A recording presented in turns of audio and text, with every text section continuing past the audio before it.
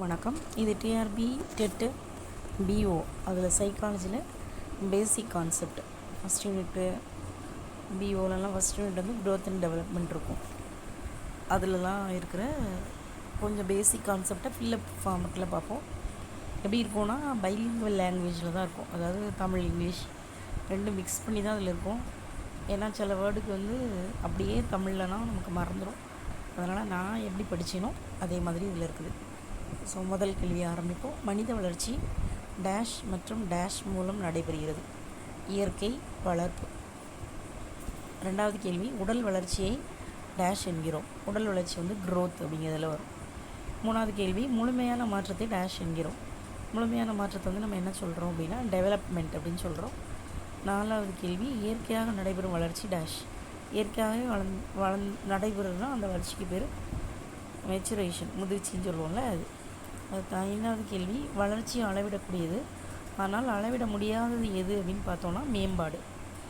அப்புறம் மனித வளர்ச்சியை வந்து எத்தனை நிலையில் பிரிக்கலாம் அப்படின்னா ஆறாவது கேள்வியில் 3 நிலைகளில் பிரிக்கப்படுகிறது. அடுத்து ஏழாவது கேள்வி, குழந்தையோட முதல் நிலையை நம்ம என்ன சொல்கிறோம் அப்படின்னா இன்ஃபான்சி அப்படின்னு சொல்கிறோம். எட்டாவது கேள்வி, இரண்டாவது நிலை, குழந்தையோட இரண்டாவது நிலையை நம்ம என்ன சொல்கிறோம் அப்படின்னா சைல்ட்ஹுட். அடுத்து மூன்றாவது நிலை வந்து அடலசன்ஸ், இது 9வது கேள்வி. அடுத்து 10வது கேள்வி நம்ம பார்த்தோன்னா உடல் வளர்ச்சி அப்படிங்கிறது எந்த வளர்ச்சியில் ஒன்று அப்படின்னு பார்த்தோன்னா பரிமாணங்கள் அப்படி. அடுத்து 11வது கேள்வி, அறிவு வளர்ச்சி டேஷ் வளர்ச்சியில் ஒன்று. அறிவு வளர்ச்சியும் எதோட வளர்ச்சி அப்படின்னு பார்த்தோன்னா பரிமாணங்கள் தான். அதே மாதிரி சமூக வளர்ச்சியும் பரிமாண வளர்ச்சியில் ஒன்று தான். அடுத்து உணர்ச்சி வளர்ச்சி, அதுவும் வந்து பரிமாணங்கள் தான். அடுத்து வந்து ஒழுக்க வளர்ச்சி, அதுவும் பரிமாணங்கள் தான். அப்போ வந்து 5 வளர்ச்சி வரும். எதெல்லாம்னா உடல் வளர்ச்சி, அடுத்து அறிவு வளர்ச்சி, சமூக வளர்ச்சி, உணர்ச்சி வளர்ச்சி, ஒழுக்க வளர்ச்சி. உடல், அறிவு, சமூகம், உணர்ச்சி, ஒழுக்கம், இந்த 4 வளர்ச்சியுமே பரிமாண வளர்ச்சி கீழே வரும்.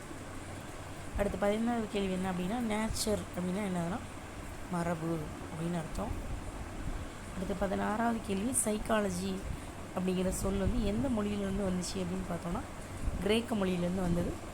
இதில் வந்து 2 வார்த்தையாக பிரிஞ்சிருக்கும். ஒன்று வந்து சைக்கு, இன்னொன்று வந்து லோகோஸ். சைக்கு, லோகோஸ். இதில் சைக் அப்படின்னா ஆன்மா அப்படின்னு அர்த்தம், லோகோஸ் அப்படின்னா அறிவியல் அப்படின்னு அர்த்தம். சைக்காலஜி அப்படிங்கிறது 19வது கேள்வி. சைக்காலஜிங்கிறது எதை பற்றியது அப்படின்னு பார்த்தோன்னா மனம் பற்றிய ஒரு அறிவியல். அடுத்து 20வது கேள்வி, உளவியல் வந்து ஆரம்பத்தில் எதை பற்றின அறிவியலாக இருந்துச்சு அப்படின்னா ஆன்மா பற்றிய அறிவியல். அடுத்து 21வது கேள்வி, உளவியல் வளர்ச்சி எத்தனை நிலைகளை கொண்டுள்ளது அப்படின்னு பார்த்தோன்னா 4. அதில் முதல் நிலை என்னன்னா சோலு, 2ஆம் நிலை வந்து மைண்டு, 3ஆம் நிலை வந்து கான்ஷியஸ்னஸ், 4ஆம் நிலை வந்து பிஹேவியர். சோல் நமக்கு தெரியும், soul first, mind second, consciousness third, behaviour 4. So வந்து எப்படி ஞாபகம் வச்சுக்கோங்க. நான் வந்து ஷார்ட்கட்டில் ஞாபகம் வச்சுருக்கேன்.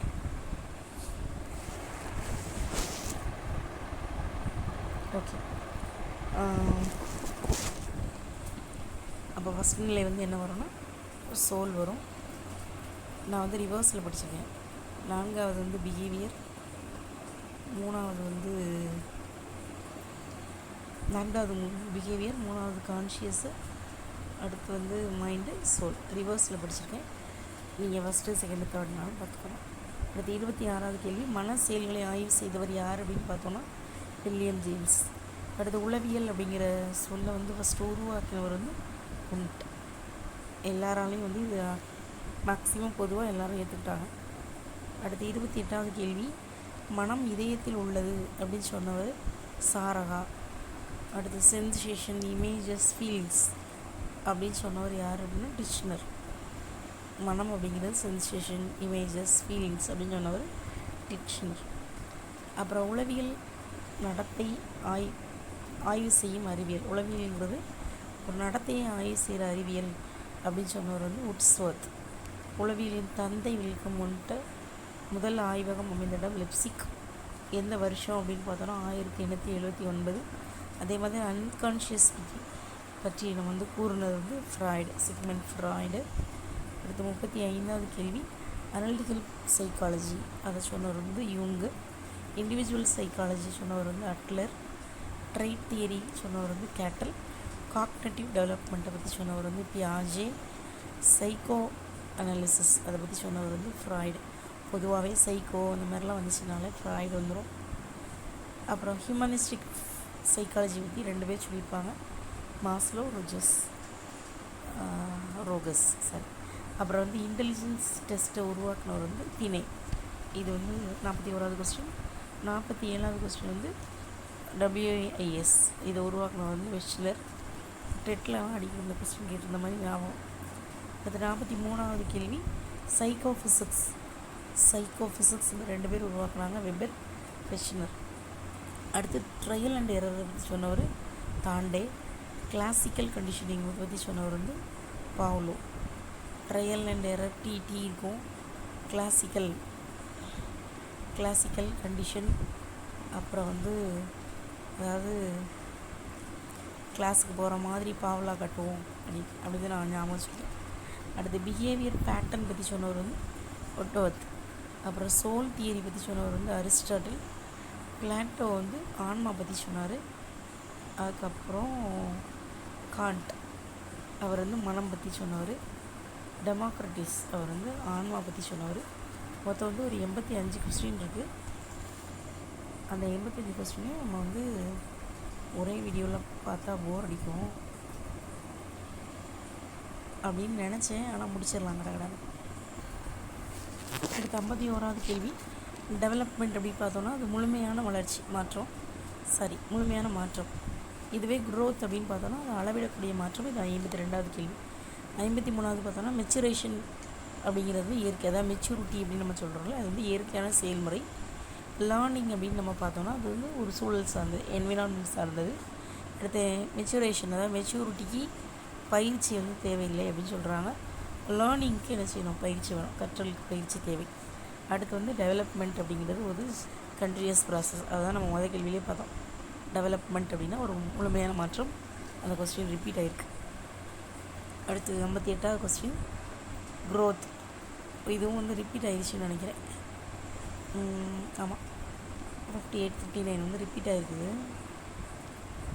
இங்கே இருந்து ஸ்டார்ட் பண்ணுவோம். 60ல் பார்த்தோன்னா பிஹேவியருங்கிறது என்னென்னா மனத்தோட வெளிப்பாடு, அதாவது நடத்தை அப்படிங்கிறது எதோட வெளிப்பாடு அப்படின்னு பார்த்தோன்னா மனம். கான்ஷியஸ்னஸ் பார்த்தோன்னா அது வந்து எமோஷன், உணர்வு நிலை.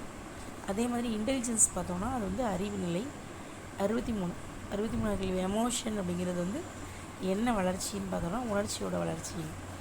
எமோஷன், உணர்ச்சி, கான்ஷியஸ்னஸ் இதெல்லாம் ஒரு இதில் வரும். இதுவே வந்து சோஷியல் டெவலப்மெண்ட் அப்படிங்கிறது என்னென்னா சமூக வளர்ச்சி. மாரல் டெவலப்மெண்ட் அப்படிங்கிறது வந்து ஒழுக்க வளர்ச்சி. பியாஜே வந்து எதை பற்றி சொன்னார் அப்படின்னா அறிவாற்றல்.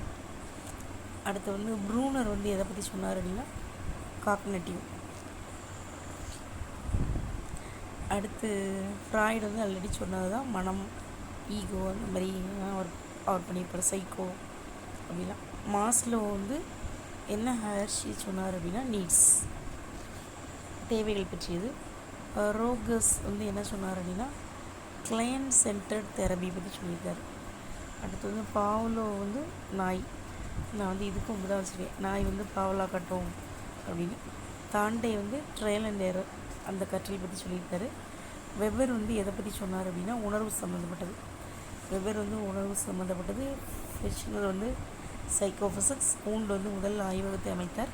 எந்த வருஷம் அப்படின்னா 1879 எங்கே அப்படின்னா லிப்சிக் அப்படிங்கிற ஒரு இடத்துல. அடுத்து இது மாற்றி பிடிச்சி வந்துட்டேன். அடுத்து க்ரோத் வந்து எங்கே ஆரம்பிக்கும் அப்படின்னா இன்ஃபேன்ஸில். அடலசன்ஸ் அப்படிங்கிறது என்னென்னா விடலை பருவம்னு இதில் போட்டுருக்கு, நமக்கு தெரியும் அடலசன்ஸ் அப்படின்னா என்ன பருவம். டெவலப்மெண்ட் வந்து நிலையான மாற்றம். நேச்சர் அப்படின்னா மரபு. நர்ச்சர் அப்படின்னோன்னா அது எதை பொறுத்ததுன்னா சூழலை பொறுத்தது. பிஹேவியர் அப்படின்னா நடத்தை. சைக்காலஜிங்கிறது மனம் பற்றிய அறிவியல். லேர்னிங் அப்படிங்கிறது வந்து அனுபவம் மூலம் படிச்சுக்கிறது. இன்டெலிஜென்ஸ் அப்படிங்கிறது வந்து